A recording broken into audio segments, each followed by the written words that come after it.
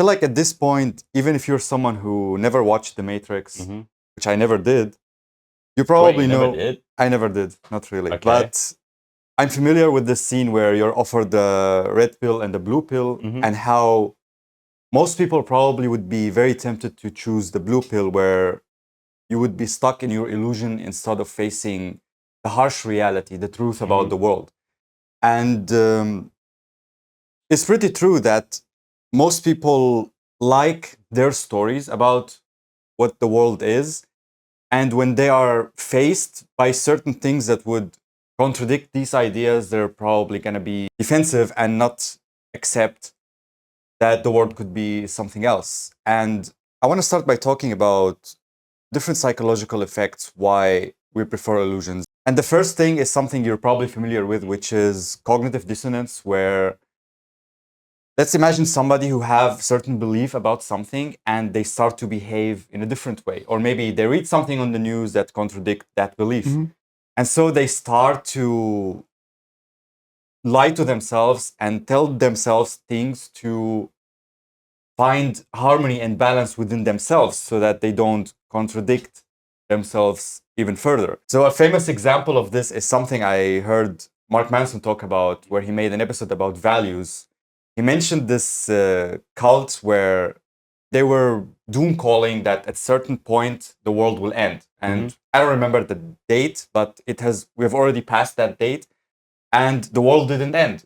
So what they do, instead of leaving that cult and accepting that the world is not going to end, they start to lie to themselves, saying that this was all prophesized anyway, that this was not meant to be at this date. It's going to be another date where the world will end. So you prefer to lie to yourself further instead of facing the truth.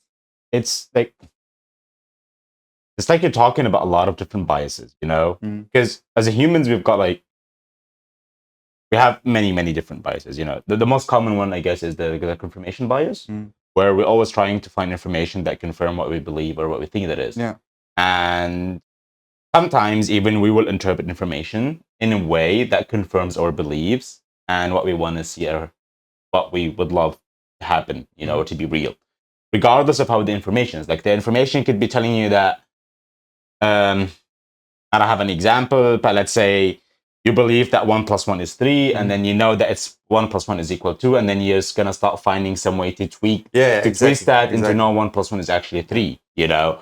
And this is one of the biases, and there's a lot of biases behind. Like there's many biases that I'm not going to go through right now, but they're all related to that cognitive dissonance, you know. So and beside that, like don't forget the basic human nature, which is if one of our beliefs is shaken, then we are also shaken to our cores. If you believe that, you know, I don't know, if I love someone, they're gonna love me back, for example, you know? And then you find out that, oh shit, that's not how it works. Everything about you is gonna crumble, and then you're gonna be facing a lot of existential crisis. Yeah, it could be too much to deal with. Exactly. So the brain, due to our survivabilities or survival mechanism, defensive mechanism, whatever you want to call it, we're always trying to find information that would confirm, or lies that would confirm what we believe in, so we don't have to go through that process of shedding. It feels easier when you lie to yourself. It's like, okay, it's not that bad. They still probably love me. There's still something. I'm just doing something wrong. You know. Exactly. Instead of accepting the fact that this person is not meant for you or something like that. Because like the moment that you decide that you believe or what you're doing is wrong, that's when you know that you've got to change something. And we know that change is not as easy as it sounds. Or at least we don't make it to be as easy as it actually is, you know? So admitting that you're wrong, or admitting to how reality actually is, opens up a lot of doors and a lot of possibilities. One of them is, you know, that you've got to change or you've got to do something different. That can be, first of all, scary, uncertain. It's too much work also, kind of, to... I don't think that people think about it that way. I don't think that people even get... I think that the average person doesn't even get to the point where they think that it's too much work. I think that the average person stops before they realize that it's too much work. Why? Because, well, their subconscious mind and their emotions are controlling them more than they are in control. Why? Because, you know, like, change is scary, and there's unknown what's going to happen. And so before they even think about how much work is needed to change, they stop before doing that. Yeah. Why? Because their first instinct is, oh, something scary is happening, so I've got to, well, not deal with it in the first place. You know what I mean? And I feel like a sign where you know if someone is dealing with cognitive dissonance is when you talk to them about something, they start to heat up and become really defensive when they're talking about something. Like they start to say things in an irrational way, and you notice how the emotions are rising in a logical conversation, maybe, you know? Yes and no. I get what you mean, but at the same time, I believe that there's a difference between like what you're describing and how it is, I guess, because people can also get heated up in conversation that matter to them. Sure. You know, yeah. exactly. That's what like there's a fine line there that So people don't misunderstand or think that okay, every time somebody's heated about conversation, then they are lying to themselves. No, not necessarily, but in most cases they are. Yeah. In some cases, though, they are just like something that's really important to them. They're passionate, exactly, and some of us, we as Arabs as well, like most of our discussions are heated. Yeah, even though it's not even something major, but in our culture, discussions has to be heated. When it you're has interested to be passionate. in something, for sure. So there's a fine line, but I guess most people can notice it. Like you can notice when somebody's lying to themselves, and the way because they're not heated in a passionate way. But they're heated in. You can see the non-verbals in a sense. Exactly, they're kind of heating up in an aggressive or passive aggressive or really defensive way that like, hey, don't get any closer.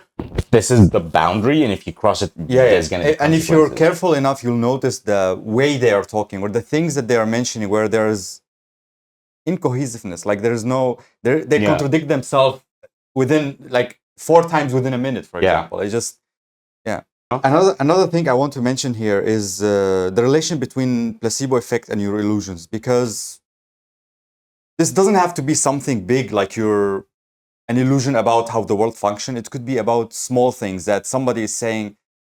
Like I have an example from somebody I know where they think when they smoke weed that they are healing their chronic pain in their body, and this is probably in reality not something that is true, because weed isn't known to actually heal your bodily pain. But if you believe enough in that illusion, in that truth, it might actually trigger something in your body where you're actually healing something.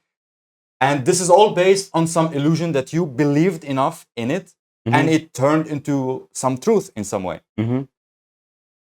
I'm assuming here that you're talking about the best way to describe it would be how each of us is living in their own little world, and we are setting our own rules. So like it's like not just a placebo, but it's also there's another term for it, which is hold up. More like a self-fulfilling prophecy.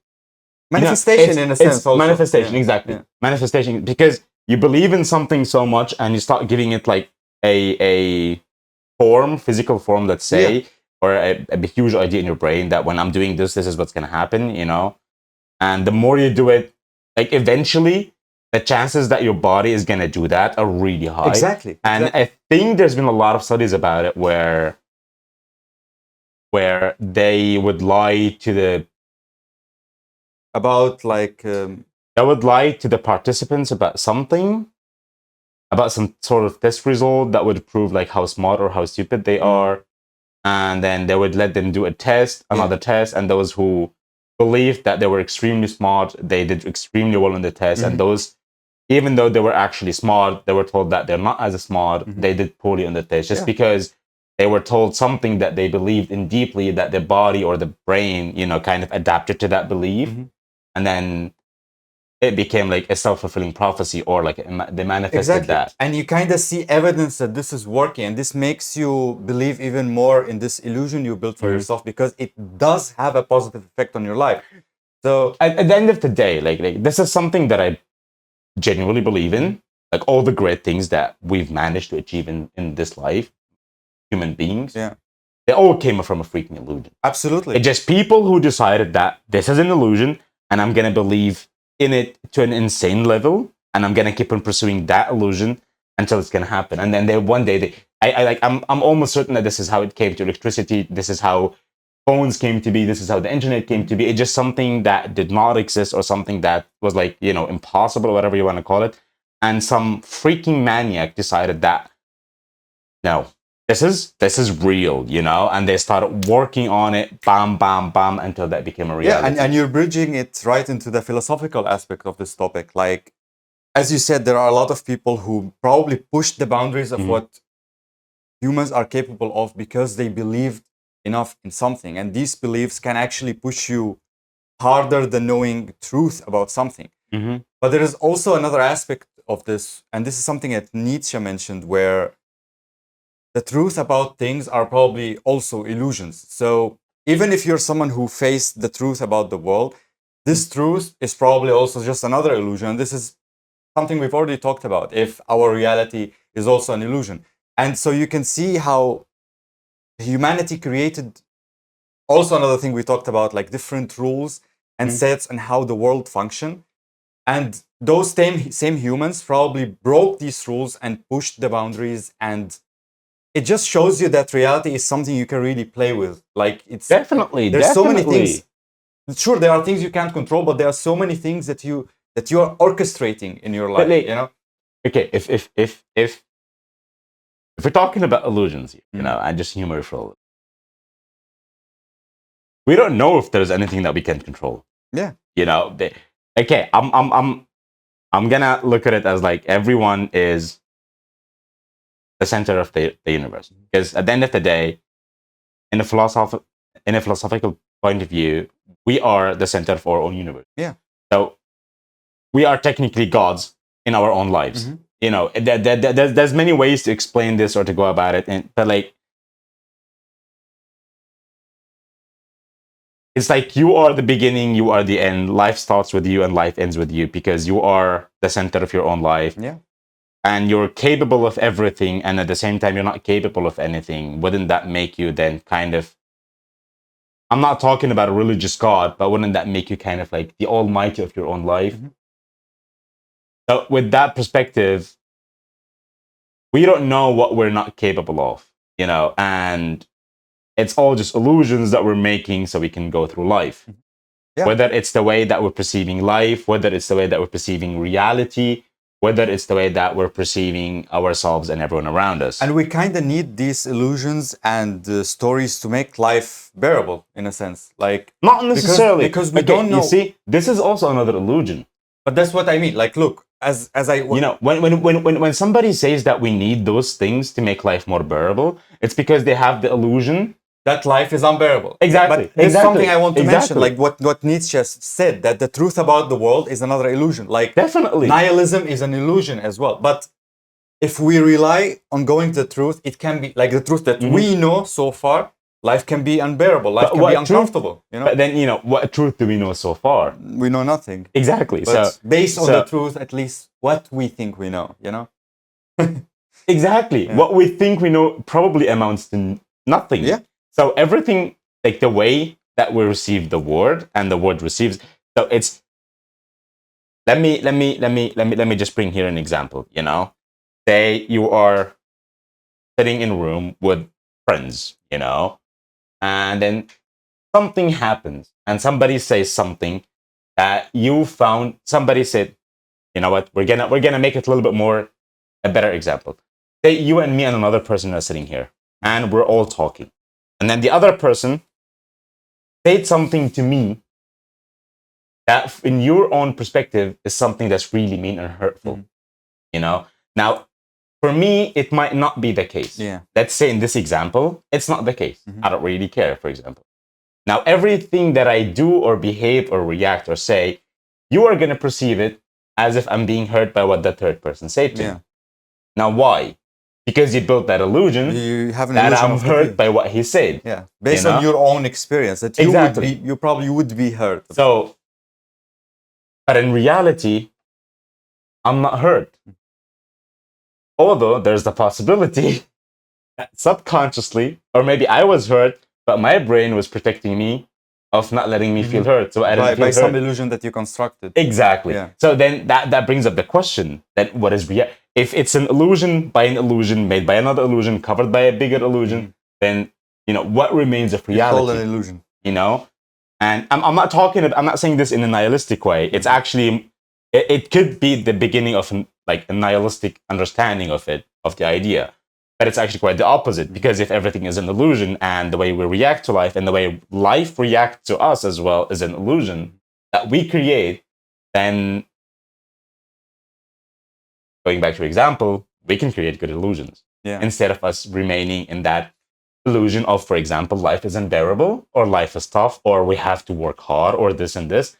Just decide to create a nice illusion that will make you feel happy, I guess. But I guess the key is to not be too strict about your illusions, like being open to definitely reshaping these illusions. Definitely, you have to play with life. Yeah, it's not about having control. It's about having a little bit. It's like flexibility. It's not even flexibility. It's just like you're playing with life. You're changing your illusions. You're trying to receive life in different ways, and this and that, and then just like all kind of it's kind of being aware that there are illusions and accepting that you have illusions, and just going with the flow, and not just resisting that everything is an illusion, and then you're trying to find the truth about something, and that makes you nihilistic, because the truth that we know could be nihilistic, like all life has no meaning, even though we don't know that life is in that certain way, which is also something we have no clue about.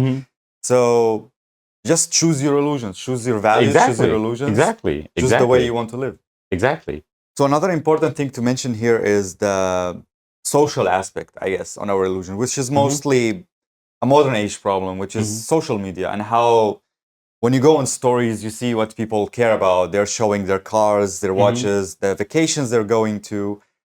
And that's also kind of an illusion you're seeing in humans, that their lives are perfect, that they have everything under control. And then you start to compare that to your own life, and you try to have everything under control. And you build that illusion that your life must always be under control. And that's kind of another aspect to take this from, where we're just faking our lives. We're building these different masks. We're trying to please other people and presenting some life that we don't actually possess. I feel like this is also why so many people act in a very superficial way, even though, in a shallow way, I mean, even though some of them could be deep people who think about life, but because of this effect, it's like we're all trying to please each other, to show each other things, to make ourselves feel better, that we are better than other people. And my perspective on this is shifting a little bit lately. Yeah, I used to be,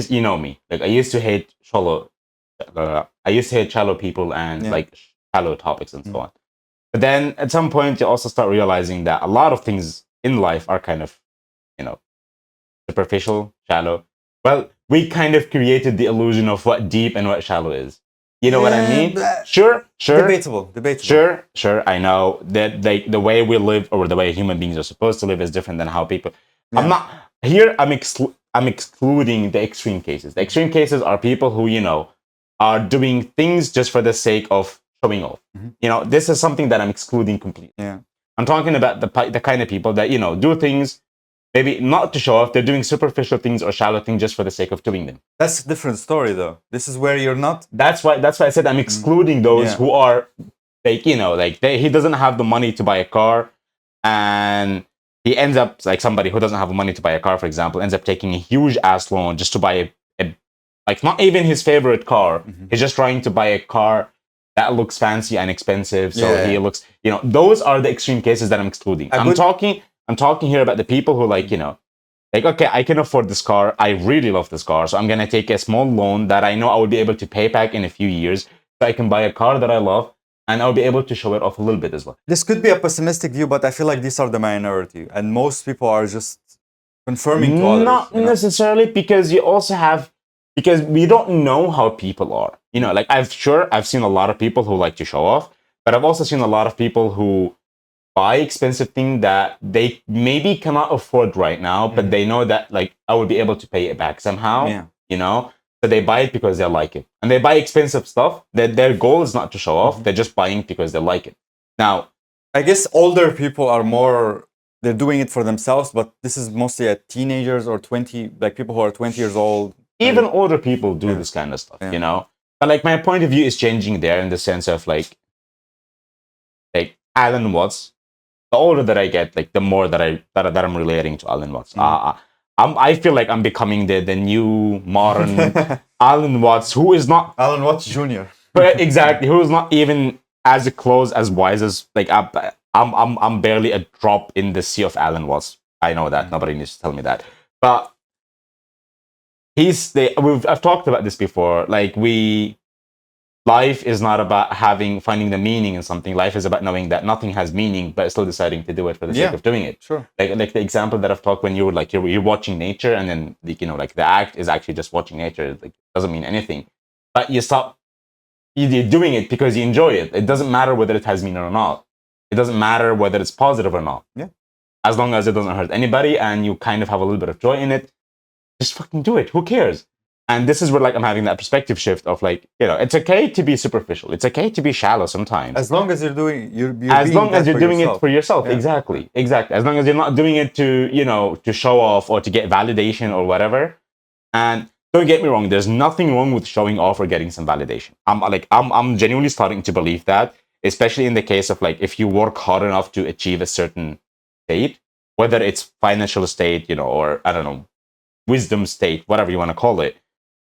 It's all right to show it off. Like, hey, you worked your ass off to get to that But that's state. kind of a different story, because what I'm trying to emphasize here is how social media kind of amplified certain type of illusions where, there are people on the left, people on the right. You're just trying to confirm to what other people are doing. You see on the stories, on the posts, what people are saying, their opinions, and then you start to conform to that instead of thinking for yourself, instead of building your own illusions and ideas. You're just confirming to that illusion of that person, an individual or group. Well, and if you're getting connected to the idea of the episode, it's just technically that you're trying to find stuff on the internet, or at least this is what most people do, is that they find stuff that would confirm their own biases. Confirmation bias. Exactly. Just amplifying the confirmation They're bias. Just finding things that confirm the way they believe and what they believe in, instead of trying to go out of their way to, I don't know, challenge their own beliefs or maybe build some new illusions or whatever. They're just looking for something that would confirm what they believe in, or something that doesn't confirm that, so they can argue with that and try to prove their point. I guess this is what you... Yeah, exactly. I guess to sum it up here is just that the human life is built on different illusions. And in our nature, we prefer illusions over the truth. And even if we are individuals who are trying to seek the truth, we don't know what the truth is. Exactly. And it's okay to have illusions. We need some illusions. We need some order in our lives and some ideas that would push us forward and push the boundaries of what a human is able to do. But the key is to not go too extreme on a certain illusion and being stuck in that type of illusion, but rather playing around, changing things, being aware that these are illusions and just letting them be, because they are helping you in your life and they're not standing in the way. So just like many things, you need to be aware and finding the balance and things. I think it's like, you start with a certain illusion in your life, and then at some point you notice that this illusion is not working for you, and then you start changing that into something else. Exactly. And then you notice, okay, this is also not working for me, and then you start going back to the older illusion. I guess it's just like, and then it's like values, Kind of, yeah. But it's also like balance. It's like you're trying to find, technically, you're trying to find an illusion that fits who you are, your values, what you want to do, who you want to be, and the life that you want to have. And then you always going through that trial and error, that shedding and recreating of, like, what illusion do I believe in? What kind of illusion do I want to live in? What kind of life? What kind of fantasy do I want, What kind of adventure do I want to have in my life? And so on and so on. And the meaning you give to all of this is also up to you, like... Exactly. You are... You are the constructor of your own reality. Somebody said this. Somebody said, one of the actors, a younger one, that you are the captain of your soul. You are the captain of your ship, something like this. You are the leader of your soul. And one day you realize that life is coming out of you, not at you. Something between these lines. You are the center. which means that you kind of, you are the one, you're the captain, you're the leader, and you are creating life. It's not like life is coming at you, and it's not like you are just another, sheep that's following the rest of everyone. That you're creating your own life. Yeah, like you're autonomous, and you don't have to live on autopilot. You can be proactive. You're like, many of us just live in a reactive way nowadays, and I guess the key is just to be more proactive and choosing what you want to do in your life instead of letting people and other things choose for you. So yeah, I guess that's it for this episode. Thank you for watching, Thank you and for we'll see you watching. in the next one. We'll see you.